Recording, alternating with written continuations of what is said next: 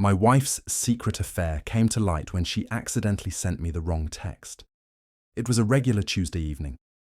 I was sitting on the couch half watching a rerun of some sitcom while scrolling through my emails. My phone buzzed. A text from Sarah, my wife of 8 years. Nothing unusual about that. She often sent me little notes during her work breaks, or to remind me to pick something up from the store.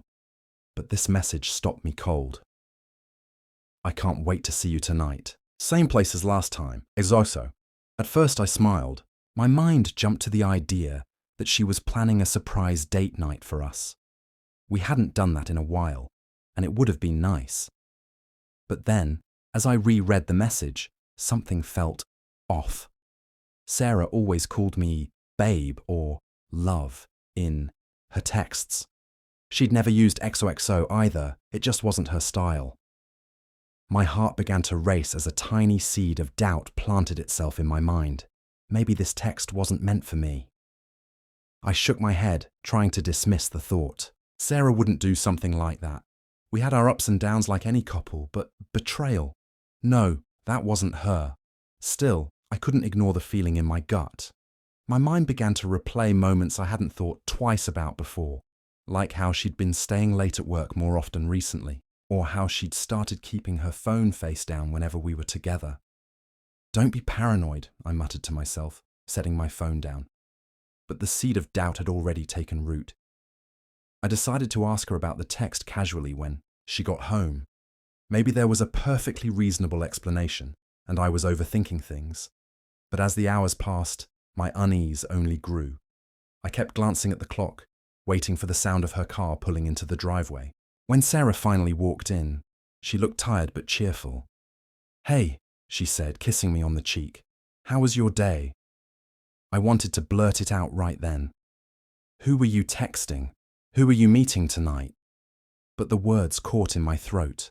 Instead, I forced a smile and said, "Fine. Just a normal day." As she went upstairs to change, I stared at my phone again, reading and rereading the text. It felt like my whole world was about to shift, and I wasn't sure I was ready for it. The next few days were torture. I told myself over and over that it was a misunderstanding, but the doubt wouldn't go away. Every time Sarah's phone buzzed, I caught myself glancing over, wondering who it could be. She'd casually pick it up, smile, and either reply quickly or set it down again, face down as usual. I tried to focus on work, hobbies, anything to distract myself, but my mind kept circling back to that text. Who was she meeting? Why did she sound so intimate? I didn't want to believe she could do something like this, but the signs were piling up. It wasn't just the text. Sarah had been distant lately, not in an obvious way. She still smiled, still asked about my day, but there was a disconnect I couldn't explain. Conversations felt rushed, like she was somewhere else in her mind. And the late nights at work, they had become too frequent to ignore. One evening, while she was in the shower, I noticed her purse sitting on the kitchen counter. Normally, I wouldn't have thought twice about it, but something compelled me to look inside. My hands were shaking as I unzipped it, my heart pounding, with guilt and fear.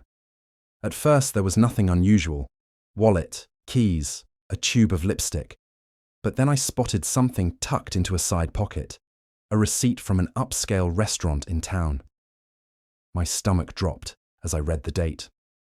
Last Friday night. Sarah had told me she was working late that night. I had even offered to drop off dinner for her at the office, but she had insisted she didn't need it.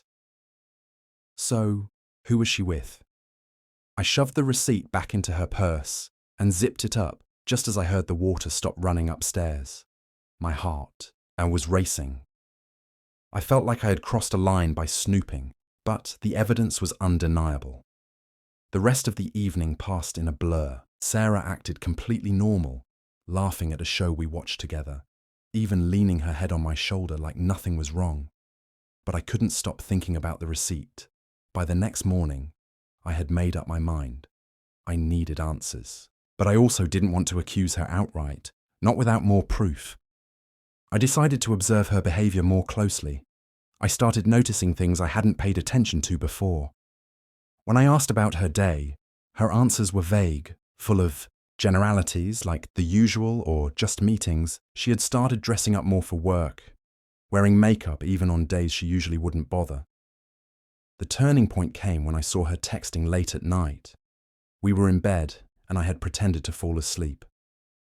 Through barely open eyes, I saw her holding her phone, the screen's glow reflecting on her face. She was smiling, typing quickly, then deleting, something before typing again. It felt like a dagger in my chest. Whoever was on the other side of that screen wasn't me. A week later, it happened again. I was in the kitchen, finishing up some dishes after dinner, when my phone buzzed on the counter.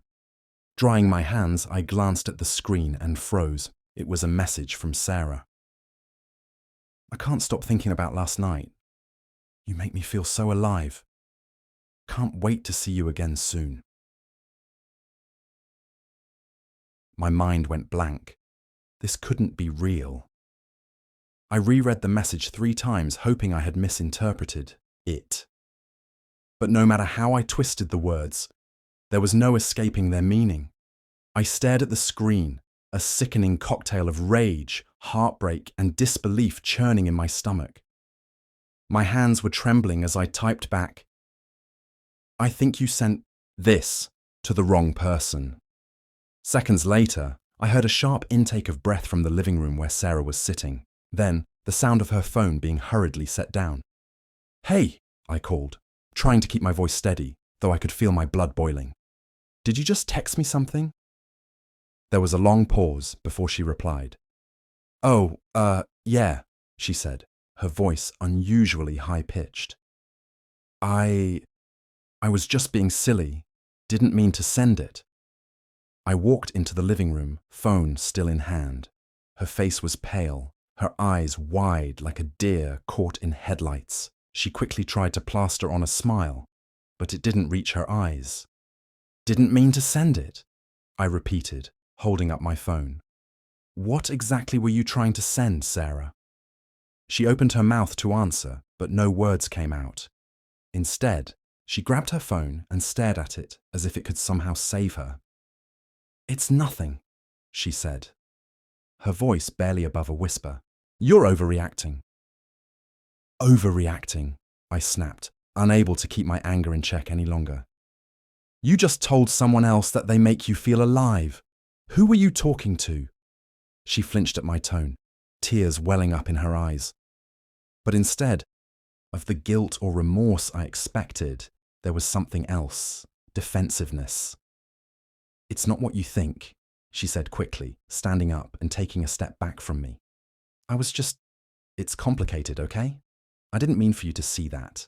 Her words hit me like a slap to the face. She wasn't even denying it. My chest felt like it was being crushed under the weight of her betrayal. "Not what I think," I repeated, my voice shaking. "Then explain it to me, Sarah. Because right now, it seems like you've been sneaking around behind my back." She didn't answer. Instead, she just stood there, silent, tears now streaming down her face. That silence said more than words ever could. I stared at her, waiting for an explanation, something that could undo the knife she'd just lodged into my chest. But she just stood there, her silence louder than any confession. "Who is he, Sarah?" I demanded, my voice trembling with both anger and hurt. Her lip quivered as she finally whispered, It's not like that." "Not like what?" I snapped. "Not like you've been lying to me. Not like you've been sneaking around with someone else. Then tell me, Sarah, what is it like?" Her tears fell harder and she sank onto the couch, burying her face in her hands. "I didn't mean for this to happen," she choked out. I wasn't looking for it." Her words hit me like a freight train. "So, you're admitting it," I said, my voice cold and distant. "There's someone else." She looked up at me, her face streaked with tears. "I'm sorry," she whispered. "I don't know how it got this far." "How long?" I asked flatly, my hands clenched into fists at my sides. She hesitated, and the pause was enough to twist the knife even deeper. A few months, she finally admitted, her voice barely audible. A few months, I repeated, my voice rising. You've been lying to me, betraying me, for months. I wasn't trying to hurt you, she cried, standing up suddenly. I felt so alone, okay? You've been so distant lately, always working late, always stressed. I needed someone to talk to, someone who made me feel wanted. Her words stunned me into silence for a moment. I had been working late, pushing myself to provide for us, to make sure we had everything we needed. And while I'd known it had strained things between us, I never imagined it would lead to this. So it's my fault? I asked bitterly. I've been killing myself at work to make sure we're secure, and this is how you repay me? By running off to someone else? Her face crumpled, and she shook her head. No, that's not what I'm saying. I'm trying to explain how it happened. I don't care how it happened, Sarah, I snapped. I care that it did. I trusted you. I loved you. And you threw it all away for what? Some fling. It wasn't just a fling, she whispered, and those words shattered whatever fragile composure I had left. I laughed, bitterly, the sound hollow and raw. Well, I'm glad to know that, Sarah. That makes it so much better. She reached out toward me, but I stepped back. Please, she begged, her voice breaking. We can fix this. I'll stop seeing him. We can go to counseling, do whatever it takes. Just don't give up on us.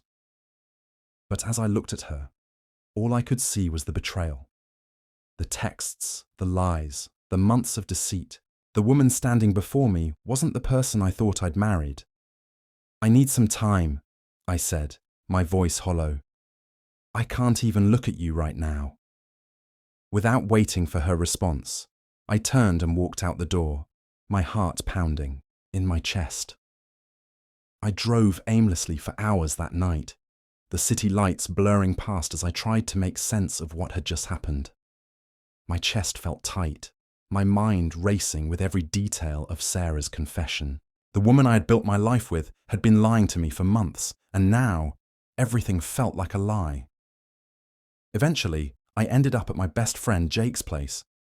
He opened the door, bleary-eyed and confused by my late-night arrival.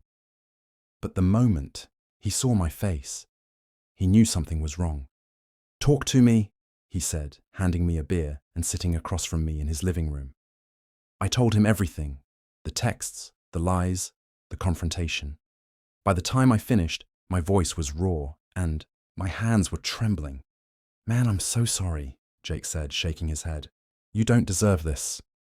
She doesn't get to treat you like that. His words were a small comfort, but they didn't erase the ache in my chest. I don't even know what to do, I admitted. She wants to fix things, but how do you come back from something like this? Jake leaned back, his expression thoughtful. That's a decision only you can make. But if you ask me, trust is everything. If you can't trust her, you'll never be happy. And after what she's done, I don't know how she earns that back. I spent the night on his couch, staring at the ceiling and replaying Sarah's words in my head. She had apologized, begged, for another chance. But her betrayal was a wound that refused to stop bleeding. The next morning, I went back to the house to grab some clothes and essentials. Sarah was sitting on the couch, her face pale and puffy from crying all night. Where were you? She asked softly as I walked in. At Jake's, I replied curtly, avoiding her gaze. Please, she said, standing up. Can we talk? I'll do anything to fix this. Just tell me what you need. I paused, the weight of her words sinking in. I don't know what I need, Sarah, I said honestly. I need time, space. Right now I can't even think straight. She nodded, tears streaming down her face. I'll give you time. I'll do whatever it takes. I love you, and I don't want to lose you. I didn't respond. I grabbed what I needed and left, closing the door behind me with a finality. that echoed in my heart. Over the next few weeks, I tried to piece my life back together. I stayed at Jake's, threw myself into work, and avoided Sarah's calls and messages as much as possible. But no matter how hard I tried to move on, the betrayal lingered, a constant reminder of what I had lost. Sarah didn't give up, though. She sent me long, heartfelt texts, promising to cut ties with the other man, go to therapy, and do whatever it took to rebuild our relationship. She even showed up at Jake's one evening, begging me to give her another chance. "Why now, Sarah?" I asked, my voice heavy with exhaustion. "Why didn't you think about fixing things before you decided to cheat on me?" "I don't have an excuse," she admitted, her voice trembling. "I was selfish, and I made a horrible mistake. But I love you, and I'll spend the rest of my life making it up to you if you'll let me."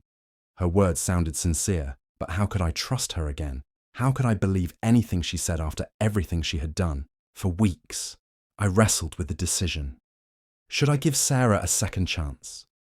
Or walk away for good? Every time I thought about the life we had built together, I felt a pull to try and salvage what was left. But every time I replayed her betrayal, in my mind, that pull turned to anger and heartbreak. One night, as I sat on Jake's balcony staring at the city lights, he joined me with 2 beers in hand.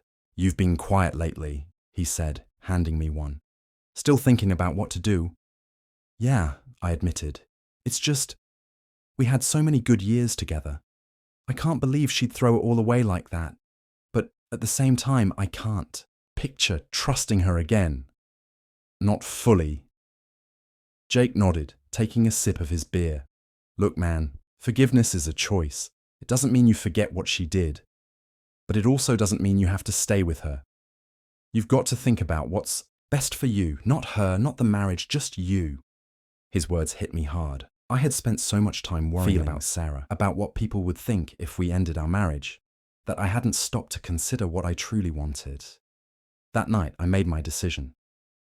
The next day, I met Sarah at a coffee shop. She looked nervous, clutching her mug as I sat down across from her. "Thanks for meeting me," she said softly. "I've missed you." I nodded, taking a deep breath. "Sarah, I've been thinking a lot about us, about what happened and where we go from here." She leaned forward, her eyes wide with hope. "I'll do anything, anything at all to fix this. I mean it." "I know you're sorry," I said, my voice steady, "and I believe you regret what you did. But the truth is, I can't unsee what happened. I can't undo the betrayal or erase the pain, and I don't think I'll ever be able to trust you again." Her face crumpled, and she started to cry. "Please, we can rebuild. We can go to counseling, start fresh. I love you, and I don't want to lose you." "I loved you too," I said, my voice breaking. "But love isn't enough without trust. And right now, I need to focus on myself and rebuilding my life." Her sobs filled the small coffee shop, but I stood firm. For the first time in weeks, I felt a sense of clarity. "I hope you find happiness, Sarah," I said as I stood to leave, "but it won't be with me." Walking out of that coffee shop, I felt a mix of sadness and relief.